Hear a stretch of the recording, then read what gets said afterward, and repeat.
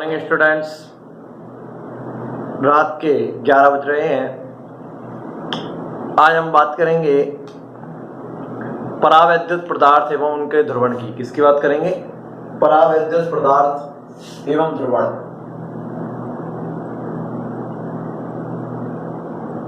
परावैद्युत पदार्थ एवं उनका ध्रुवण।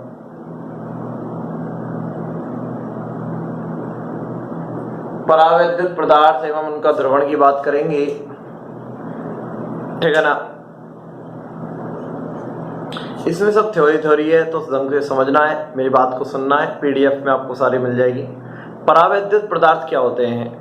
परावैद्युत पदार्थ होते हैं कुचालक पदार्थ। क्या होते हैं? क्या हो गया एकदम से? परावैद्युत पदार्थ होते हैं कुचालक पदार्थ, यानी कि वे पदार्थ जो विद्युत का चालन, ऐसा लग रहा है कुछ सुनाई नहीं दे रहा, क्या हो गया? वे पदार्थ जो विद्युत का चालन नहीं करते। परावैद्युत पदार्थ कौन से होते हैं? वे पदार्थ जो विद्युत का चालन नहीं करते हैं, क्या कहलाते हैं? परावैद्युत पदार्थ कहलाते हैं। जैसे कागज है, मोम है, अभ्रक है, एबोनाइट है, लकड़ी है, ये सब क्या है? परावैद्युत पदार्थ है जो विद्युत का चालन नहीं करते। सुचालक तो विद्युत का चालन करते हैं, परावैद्युत पदार्थ विद्युत का चालन नहीं करते। क्यों नहीं करते? क्योंकि उनके जो बाह्यतम कोश का इलेक्ट्रॉन होता है वो गति करने के लिए स्वतंत्र नहीं होता, वो नाभिक द्वारा प्रबल आकर्षण बल से बंधा होता है। जब बाह्यतम कोश का इलेक्ट्रॉन गति करने के लिए स्वतंत्र नहीं होगा, यानी कि मुक्त इलेक्ट्रॉन नहीं होगा, तो वो विद्युत का चालन नहीं करेगा, तो वो परावैद्युत पदार्थ है, ठीक है ना। अब परावैद्युत पदार्थ दो प्रकार के होते हैं। कौन कौन से? पहला है अध्रुवीय और दूसरा है ध्रुवीय। अध्रुवीय परावैद्युत पदार्थ और ध्रुवीय परावैद्युत पदार्थ, ठीक है ना। पहले बात करेंगे अध्रुवीय परावैद्युत पदार्थ की। तो अध्रुवीय परावैद्युत पदार्थ क्या होता है? अध्रुवीय परावैद्युत पदार्थ होता है, ध्यान से सुनना क्योंकि इसमें कुछ बोल रहा हूं जो ही है, ब्लैक बोर्ड पे तो कुछ क्या होगा, थ्योरी है, ब्लैक बोर्ड पे थोड़ी लिखूंगा, वो तो पीडीएफ में आ जाएगी। अध्रुवीय परावैद्युत पदार्थ वे पदार्थ होते हैं जिनमें अध्रुवीय परावैद्युत पदार्थ में अणुओं में जो होता है धनावेश का केंद्र, अध्रुवीय परावैद्युत पदार्थ के अणुओं में धनावेश का केंद्र और ऋणावेश का केंद्र एक स्थान पर होते हैं। वे परावैद्युत पदार्थ, यानी कहने का मतलब यह है, वे परावैद्युत पदार्थ जिनके अणुओं में धनावेश का केंद्र और ऋणावेश का केंद्र एक ही स्थान पर होते हैं। धनावेश का केंद्र और ऋणावेश का केंद्र दोनों एक ही स्थान पर होंगे, और जब एक ही स्थान पर होंगे तो उसमें द्विध्रुव नहीं बनेंगे। अरे द्विध्रुव बनेंगे क्या?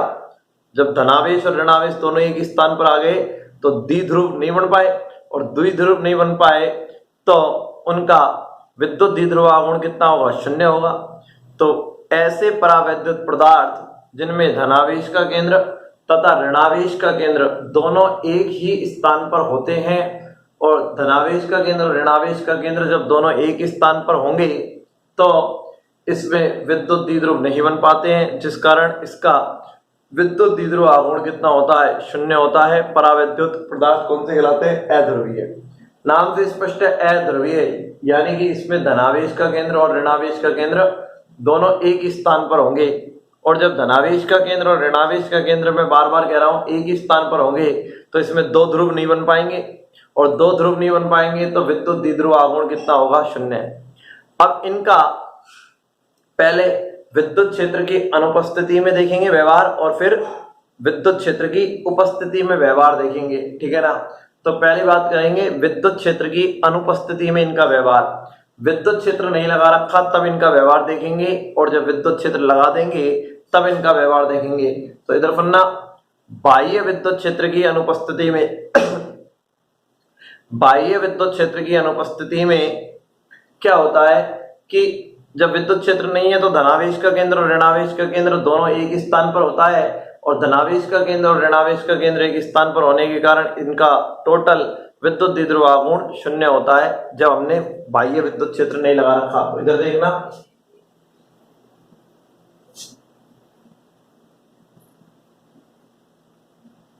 ये देखो धनावेश का केंद्र और ऋणावेश का केंद्र एक स्थान पर है। एक स्थान का मतलब है, अरे भाई ये दिखा रखा है धनावेश और ऋणावेश एक स्थान पर, अब तुम कहोगे एक स्थान पर कहां थोड़े अलग अलग हैं। अरे भाई एक के ऊपर एक थोड़ी दिखा दूंगा, एक के ऊपर एक थोड़ी दिखा दूंगा। धनावेश का केंद्र और ऋणावेश का केंद्र एक स्थान पर है, ये इसमें शो हो रहा है, और धनावेश का केंद्र और ऋणावेश का केंद्र दोनों एक स्थान पर है। तो बाह्य विद्युत क्षेत्र की अनुपस्थिति में, विद्युत क्षेत्र की अनुपस्थिति में विद्युत द्विध्रुव आघूर्ण कितना है, 0 है। विद्युत द्विध्रुव आघूर्ण कितना हो गया इसका, 0, क्योंकि धनावेश का केंद्र और ऋणावेश का केंद्र दोनों एक स्थान पर है। अब इनको बाह्य विद्युत क्षेत्र में रखा जाता है। जब बाह्य विद्युत क्षेत्र में रखा जाएगा तो क्या होगा, जैसे ही इस पर एक बाह्य विद्युत क्षेत्र लगाया, जैसे ही इस पदार्थ पर एक बाह्य विद्युत क्षेत्र लगाया, बाह्य विद्युत क्षेत्र में रखा, तो इसमें जो अणु है उन पर क्या लगेगा, विद्युत बल लगेगा। विद्युत क्षेत्र के कारण क्या लगेगा, बल लगेगा, और विद्युत क्षेत्र के कारण जो बल लगेगा, जिसके कारण धनावेश का केंद्र और ऋणावेश का केंद्र एक दूसरे से अलग अलग हो जाएंगे।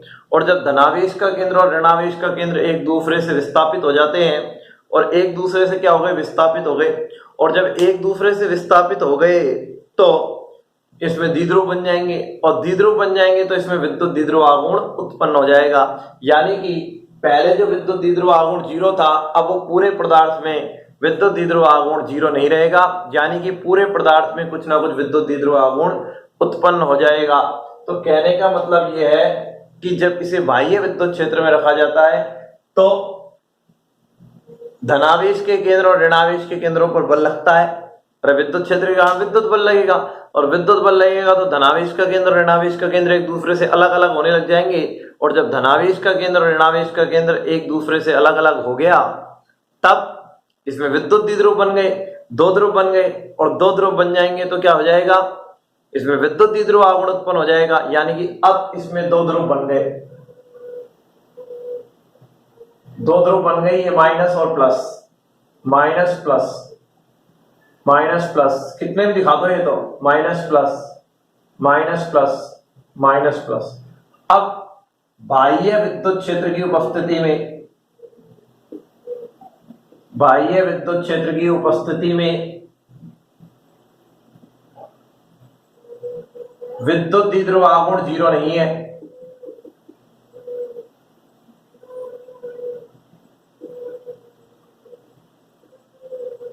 विद्युत द्विध्रुव आघूर्ण नॉट इक्वल टू 0 है।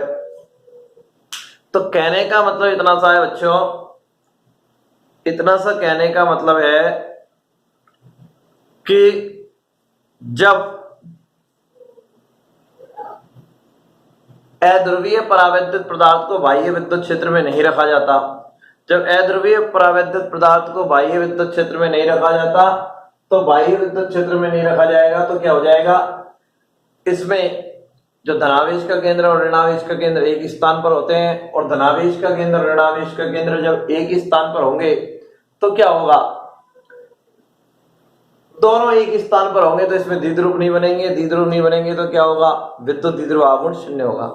जब इसे बाह्य विद्युत क्षेत्र में रखा जाता है तो इस पर एक विद्युत बल कार्य करता है, और विद्युत बल के प्रभाव में धनावेश का केंद्र और ऋणावेश का केंद्र एक दूसरे से अलग अलग हो जाता है, और अलग अलग हो जाएगा तो क्या हो जाएगा, इसमें विद्युत द्विध्रुव उत्पन्न हो जाएंगी, और विद्युत द्विध्रुव उत्पन्न हो जाने के कारण इसमें क्या उत्पन्न हो जाएगा, विद्युत द्विध्रुव आघूर्ण उत्पन्न हो जाएगा। ठीक है ना। इसके एग्जाम्पल है, एग्जाम्पल इसके ले ले O2, N2, CH4, CO2, ठीक है ना, ये सब इसके एग्जाम्पल है। ठीक है ना, O2, N2, CH4, CO2 तो छोड़ दो, ये सब इसके एग्जाम्पल है। अब बात करेंगे ध्रुवीय, किसकी बात करेंगे, ध्रुवीय परावैद्युत पदार्थ की। तो ध्रुवीय परावैद्युत पदार्थ में क्या होता है दर्शना, ऐसे परावैद्युत पदार्थ जिनके अणुओं में धनावेश का केंद्र और ऋणावेश का केंद्र दोनों अलग अलग जगह होते हैं, यानी नाम से स्पष्ट जिसमें दो ध्रुव हैं। ऐसे परावैद्युत पदार्थ जिसमें धनावेश का केंद्र और ऋणावेश का केंद्र दोनों अलग अलग जगह होते हैं, जिस कारण इनका कुछ ना कुछ विद्युत द्विध्रुव आघूर्ण होता है, क्योंकि धनावेश का केंद्र अलग है, ऋणावेश का केंद्र अलग है, तो इसमें विद्युत द्विध्रुव बन जाएंगे, जिस कारण इनका कुछ ना कुछ विद्युत द्विध्रुव आघूर्ण होता है, जिस कारण प्रत्येक अणु का कुछ ना कुछ क्या होता है, विद्युत द्विध्रुव आघूर्ण होता है। क्या कहलाता है? ध्रुवीय परावैद्युत पदार्थ कहलाता है। मैं वापस रिपीट कर देता हूं। ऐसे परावैद्युत पदार्थ जिनमें धनावेश का केंद्र और ऋणावेश का केंद्र दोनों अलग अलग जगह होते हैं, जिस कारण इसमें विद्युत द्विध्रुव आघूर्ण कुछ ना कुछ प्रत्येक अणु का रहता है, क्योंकि दो ध्रुव बन गए, धनावेश अलग है, ऋणावेश अलग है, जिस कारण क्या होगा, धनावेश अलग है, ऋणावेश अलग है, तो इसमें विद्युत द्विध्रुव बन जाता है, जिस कारण प्रत्येक अणु का कुछ ना कुछ विद्युत द्विध्रुव आघूर्ण होता है। प्रत्येक अणु का, ध्यान सुनना, प्रत्येक अणु का कुछ ना कुछ विद्युत द्विध्रुव आघूर्ण होता है। एग्जाम्पल इसका देख सकता हूं ध्रुवीय का, इधर देखना HCl, देखो ये तो क्लोरीन है, माइनस का, क्लोरीन का परमाणु भार 35.5 होता है, तो बड़ा बनाया है। हाइड्रोजन का प्लस H प्लस, हाइड्रोजन का एक होता है, तो इसका विद्युत द्विध्रुव आघूर्ण ये रहा P वेक्टर। और विद्युत द्विध्रुव आघूर्ण क्या होता है? माइनस से प्लस की दिशा में होता है, तो माइनस से प्लस की दिशा में दिखा दिया P वेक्टर, ठीक है ना। ये इसका एग्जांपल है। H2O हो सकता है, तो H2O में इधर देखना ऑक्सीजन बड़ा होता है, और ये हो गया O-2, O पर -2 होता है चार्ज, और यहां से जुड़ रहा है एक हाइड्रोजन छोटा, एक हाइड्रोजन यहां जुड़ रहा है H प्लस। इधर देखना इस वाले अणु का, ठीक है ना, इधर इसका P1 वेक्टर इधर रहा, इसका P2 वेक्टर इधर रहा, माइनस से प्लस की तरफ होता है ना। अरे माइनस से क्या रहता है? प्लस की तरफ रहता है विद्युत द्विध्रुव आघूर्ण। तो इन दोनों का तो ये रहा, इन दोनों का ये रहा, ठीक है ना। P1 वेक्टर ये रहा, P2 वेक्टर ये रहा, माइनस से प्लस की तरफ। और नेट कहां आएगा? अरे पहला सदिश इधर की तरफ है विद्युत द्विध्रुव आघूर्ण, दूसरा इधर है, तो इनका परिणामी कहां आएगा? बीच में ही तो आएगा P vector net. P net कहां आएगा? बीच में आएगा, परिणामी विद्युत द्विध्रुव आघूर्ण बीच में आएगा। भाई OH2O है, तो O-2 H प्लस और H प्लस, अरे O-2 ही तो होता है, तो इन दोनों का तो ये रहा P1 वेक्टर इधर, विद्युत द्विध्रुव आघूर्ण इनका इधर रहा, तो इन दोनों का परिणामी कहां रहा? बीच में रहा। तो ये इसके एग्जांपल है। मैंने कहा कि ध्रुवीय परावैद्युत पदार्थ वे पदार्थ होते हैं जिनमें क्या होता है, धनावेश का केंद्र और ऋणावेश का केंद्र एक ही स्थान पर नहीं होता। और एक ही स्थान पर नहीं होता तो क्या होता है, एक ही स्थान पर नहीं होगा तो क्या होगा, इनमें विद्युत द्विध्रुव बन जाएंगे, जिस कारण इनका विद्युत द्विध्रुव आघूर्ण प्रत्येक अणु का कुछ ना कुछ होगा। अब देखेंगे बाह्य विद्युत क्षेत्र में, और फिर बाह्य विद्युत क्षेत्र की अनुपस्थिति में देखेंगे पहले, और फिर विद्युत क्षेत्र की उपस्थिति में प्रभाव देखेंगे। तो इधर देखना, बाह्य विद्युत क्षेत्र की अनुपस्थिति में क्या होता है और उपस्थिति में क्या होता है। बाह्य विद्युत क्षेत्र की उपस्थिति और अनुपस्थिति में क्या होता है। बाह्य विद्युत क्षेत्र की अनुपस्थिति में मैंने कहा था कि इनमें धनावेश का केंद्र अलग होता है, ऋणावेश का केंद्र अलग होता है, तो प्रत्येक अणु का कुछ ना कुछ विद्युत द्विध्रुव आघूर्ण होता है। इधर सुनना ध्यान से, प्रत्येक अणु का तो कुछ ना कुछ विद्युत द्विध्रुव आघूर्ण होता है, लेकिन पदार्थ में कितने अणु हैं? बहुत सारे अणु हैं। और पदार्थ में जब बहुत सारे अणु हैं तो सभी यादृच्छिक गति करते हैं। पहले अणु का भी विद्युत द्विध्रुव आघूर्ण है, दूसरे का भी है, तीसरे का भी है, चौथे का भी है। पदार्थ में जितने भी अणु हैं उन सभी का कुछ ना कुछ विद्युत द्विध्रुव आघूर्ण है, लेकिन सभी अणु पदार्थ में यादृच्छिक गति करते हैं। कैसे गति करते हैं? यादृच्छिक, मन में आती है यही गति करते हैं, जिस कारण विद्युत द्विध्रुव आघूर्ण का आपस में निरस्त हो जाता है। पहले का है, दूसरे का है, तीसरे का है, सभी का विद्युत द्विध्रुव आघूर्ण है, लेकिन सभी यादृच्छिक गति करते हैं, मन में आती है यही गति करते हैं, जिस कारण उनका विद्युत द्विध्रुव आघूर्ण आपस में निरस्त हो जाता है। और जब विद्युत द्विध्रुव आघूर्ण आपस में निरस्त हो जाता है तो आप देखिए, जब विद्युत द्विध्रुव आघूर्ण निरस्त हो जाएगा तो पूरे पदार्थ का विद्युत द्विध्रुव आघूर्ण कितना हुआ? 0। तो इधर देखना, ये पहला था अणु, ये दूसरा था, ये तीसरा था, ये चौथा इधर की तरफ भाग रहा है, पांचवा इधर की तरफ भाग रहा है, छठा इधर की तरफ भाग रहा है। तो देखो इसका भी कुछ ना कुछ विद्युत द्विध्रुव आघूर्ण है, दूसरे का भी है, तीसरे का भी है, चौथे का भी है, पांचवे का भी है, छठे का भी है, लेकिन सभी मन में आ रही यही भाग रहे हैं, तो इन सभी का विद्युत द्विध्रुव आघूर्ण आपस में निरस्त हो जाएगा, तो पूरे पदार्थ का विद्युत द्विध्रुव आघूर्ण 0 आ जाएगा। कब? बाह्य विद्युत क्षेत्र की अनुपस्थिति में। बाह्य विद्युत क्षेत्र की अनुपस्थिति में विद्युत द्विध्रुव आघूर्ण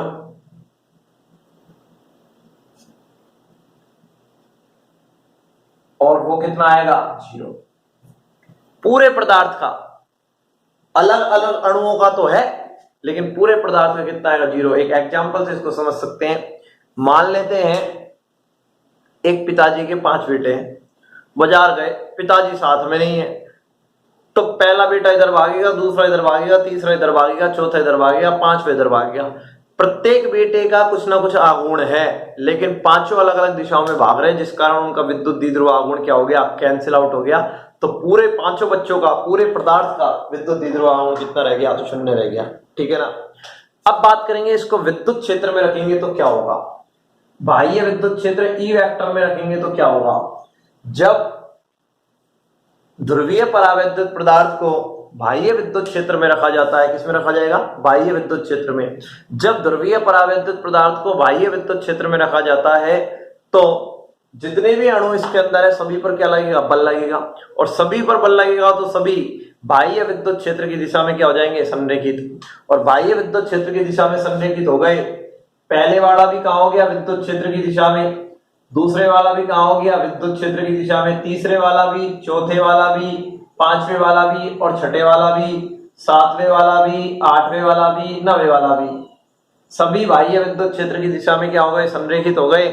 तो यानी कि जो पहले बच्चे पापा नहीं होने पर मन में आ रही थी जिस दिशा में भाग रहे थे, अब पापा आ गया, बाह्य विद्युत क्षेत्र क्या हो गए, पापा आ गए। और जब पापा आ गए तो सारे के सारे बच्चे पापा के साथ जाएंगे। अब नहीं भाग सकते भाई साहब, मन में आई गई, क्योंकि पापा आ गए तो पापा आ जाने पर सभी बच्चे पापा के साथ ही जाएंगे, और सभी बच्चे पापा के साथ जाएंगे तो बाह्य विद्युत क्षेत्र की उपस्थिति में जो विद्युत द्विध्रुव आघूर्ण होगा वो उनमें उत्पन्न हो जाएगा।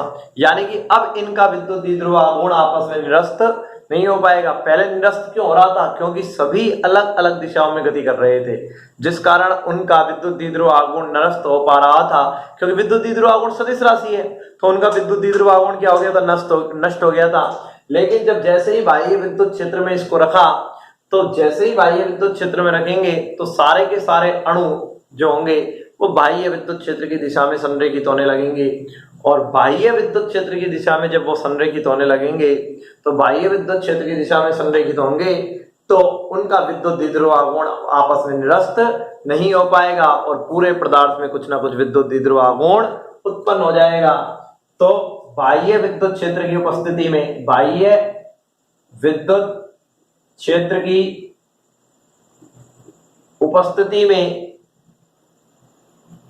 नेट विद्युत द्विध्रुव आघूर्ण नॉट इक्वल टू 0। कितना है, नॉट इक्वल टू 0 है बच्चों। ठीक है ना, ये हो गया है। देख रहा हूं कितना ब्लैक बोर्ड कवर हो पा रहा है।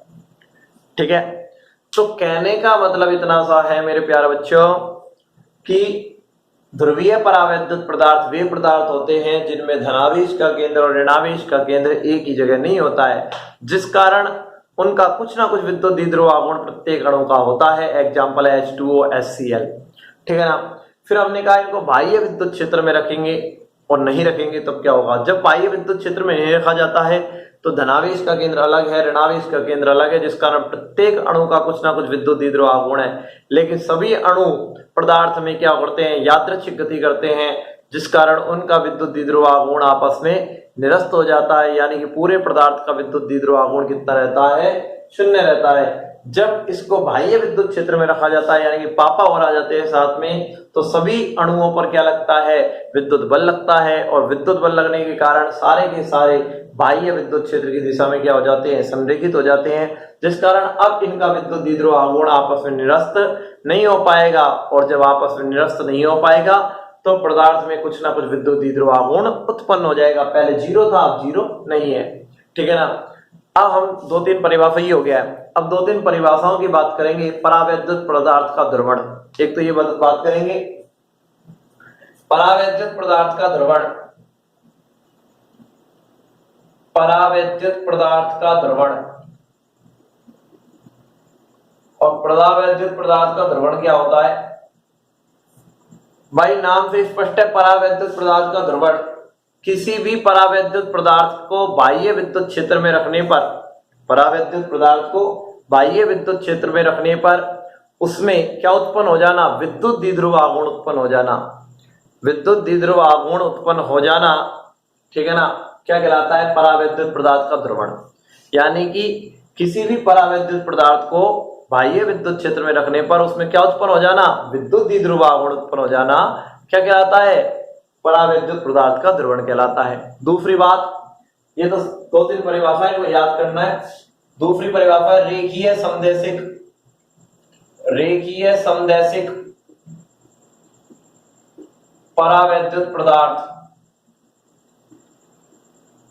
रेखीय समदैशिक परावैद्युत पदार्थ।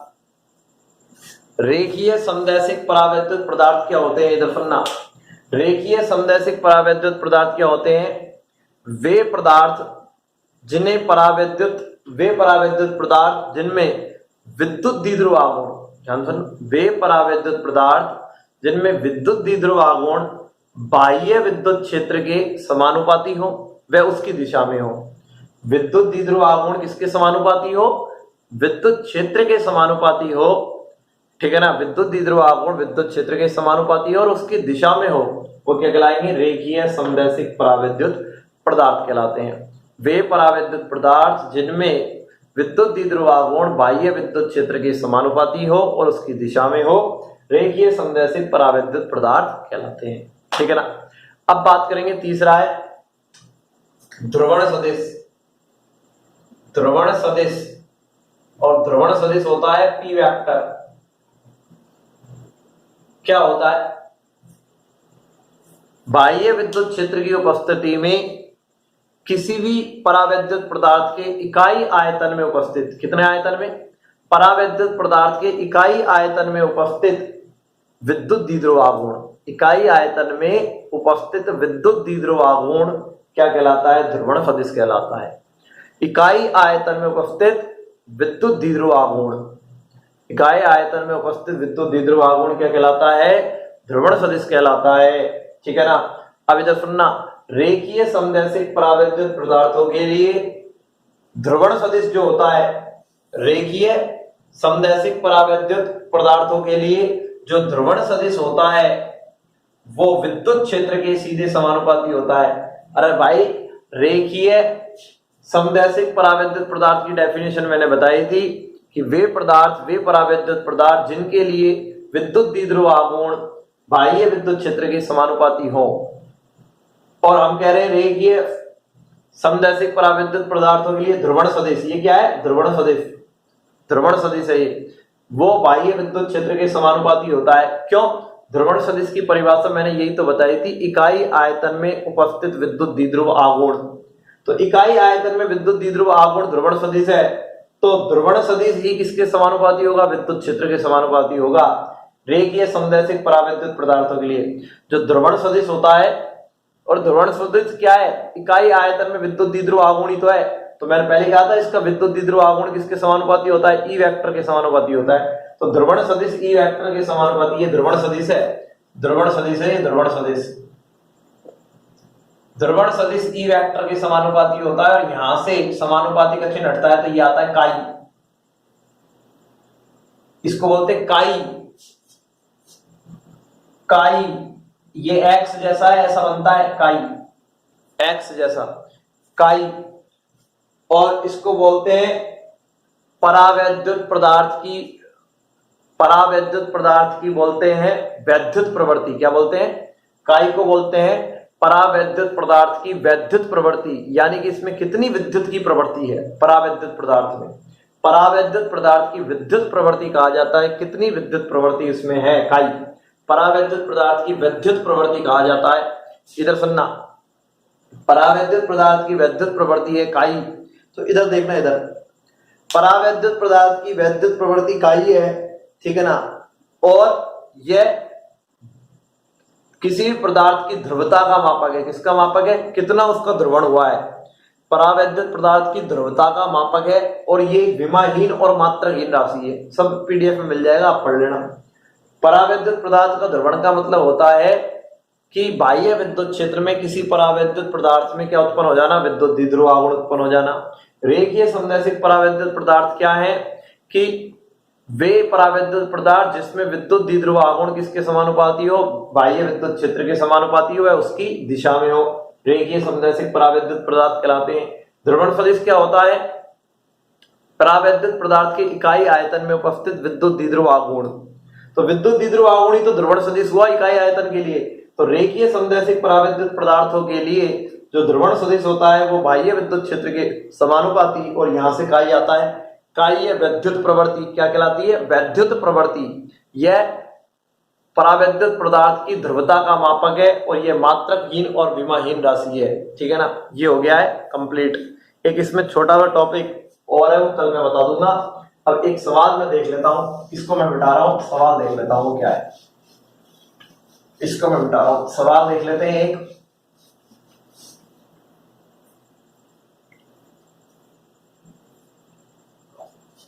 जो समझाने वाली चीज होती है ना ऑनलाइन में, उसको ज्यादा टाइम लगता है, क्योंकि यदि सामने फेस टू फेस होते हैं तो सामने फेस टू फेस यदि कोई है तो उसमें ये पता लगता है कि इसको यार इतना समझ में आ रहा है, कितनी बार बोलना है। तो यहाँ पर ये पता नहीं लग पाता कि कितनी बार बोलना है, उसको एक बार बोलना है कि 2 बार बोलना है कि 5 बार बोलना है। तो इसलिए ऑनलाइन में कोई चीज को समझाना होता है तो उसमें ज्यादा टाइम लगता है, बशर्ते क्लास के टाइम पे। ठीक है ना, इसलिए इसमें थोड़ा ज्यादा टाइम लगता है। ये सवाल है पेज नंबर 88 पर, एग्जाम्पल नंबर है 4.16।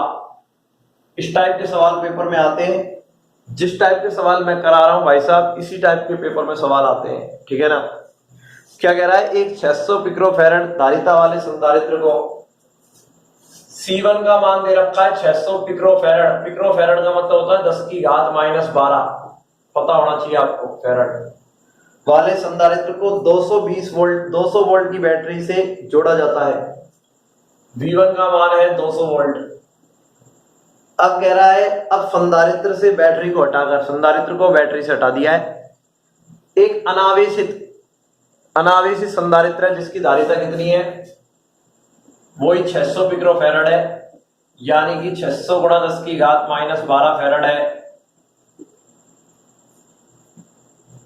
अनावेशित संधारित्र से जोड़ दिया जाता है, यानी कि पहला संधारित्र को इतनी वाले बैटरी से संयोजित किया, इसको चार्ज किया पहली वाले संधारित्र को, फिर इसको अनावेशित, ये कौन सा है, अनावेशित संधारित्र से जोड़ा है। तो कह रहा है कि कितनी ऊर्जा की हानि हुई है इस प्रक्रिया में। तो भाई अनावेशित से जोड़ा है, ये अनावेशित है, तो अनावेशित है तो V2 की वैल्यू कितनी हो गई, वोल्टेज की 0। पहले आवेशित था, आवेशित किससे किया, इतने वोल्ट की बैटरी से, और आवेशित करने के बाद इसको किससे जोड़ दिया, अनावेशित से जोड़ दिया, और अनावेशित से जोड़ दिया तो अनावेशित जोड़ दिया तो वोल्टेज कितना हो गया अनावेशित का, अरे अनावेशित जोड़ा है ना उसका वोल्टेज कितना, 0। तो ऊर्जा हानि पूछ रहा है डेल यू, और कल ही हमने बताया था डेल यू बराबर होता है हाफ, ये फॉर्मूला होता है half C1 V1 minus V2 का whole square upon C1 plus C2, यही होता है फॉर्मूला ऊर्जा हानि का। हाफ V1 की वैल्यू कितनी है, 600 गुणा 10 की घात -12, C2 की वैल्यू 600 गुणा 10 की घात -12, और ये 200 माइनस 0 का स्क्वायर, 200 माइनस 0 का स्क्वायर है, 0 है ना, 600 गुणा 10 की घात -12 प्लस 600 गुणा 10 की घात -12 डेल यू। अब सोल्व करना भाई तुम्हारा काम है, सोल्व करना मेरा काम नहीं है। ठीक है ना, ये आ रहा है 6 गुणा 10 की घात -6 जूल, 6 गुणा 10 की घात -6 जूल आ जाएगा। भाई V2 का मान 0 क्यों है, V2 का मान दे नहीं रखा, V2 का मान 0 इसलिए क्योंकि इसको अनावेशित संधारित्र से जोड़ा गया है, और अनावेशित से जोड़ा गया है तो उस पर कोई वोल्टेज ही नहीं है, तो वोल्टेज नहीं है तो V2 का मान कितना हो गया, 0। तो ऊर्जा हानि आ जाएगी इतनी। ठीक है ना, तो ऊर्जा हानि आ चुकी है। तो ये बात मैंने आपको बता दी है। रात के 11:30 भी बज चुके हैं, मेरा भी सोने का टाइम हो गया है, सुबह उठ के कोचिंग भी जाना है। ठीक है ना, पढ़ना भी है कुछ। ठीक है ना, नहाना धोना भी है, बहुत सारे काम है। तो अब कल इस चैप्टर को पूरा ही खत्म करा देंगे, इसमें एक छोटा सा टॉपिक और रह रहा है, वो भी करा देंगे कल, ठीक है ना। और जिन्होंने जिन्होंने फीस जमा नहीं कराई है वो फीस जमा करा दें कल तक, ठीक है ना। फिर मैं बार बार एक ही चीज को आपसे नहीं दोहराऊंगा, ठीक है। मुझे भी कहते हुए अच्छा नहीं लगता, आपको भी कहते हुए अच्छा नहीं लगेगा, सुनते हुए अच्छा नहीं लगेगा, तो जमा करा दें आप, ठीक है ना, बिना कहे जमा करा दें, ठीक है ना। ये हो गया है, कल इसको आपके पास पहुंच जाएगा ये, ठीक है ना। और ये कल चैप्टर भी खत्म हो जाएगा, फिर हम 5वां और 6वां चैप्टर चालू करेंगे, वो भी जल्दी से करा देंगे, क्योंकि उसकी कुछ रिकॉर्डेड वीडियो मेरे पास पहले से ही है, ठीक है ना। रिकॉर्डेड वीडियो पहले से ही है, मैंने रिकॉर्ड की थी पहले ही, तो उसको भी अपन 2-2 वीडियो करके, कभी 1 वीडियो कभी 2 वीडियो करके जल्दी से कंप्लीट कर लेंगे, आप टेंशन मत लीजिए, ठीक है ना। आप पढ़ते रहिए, कोई दिक्कत वाली बात नहीं है, ठीक है ना। धन्यवाद।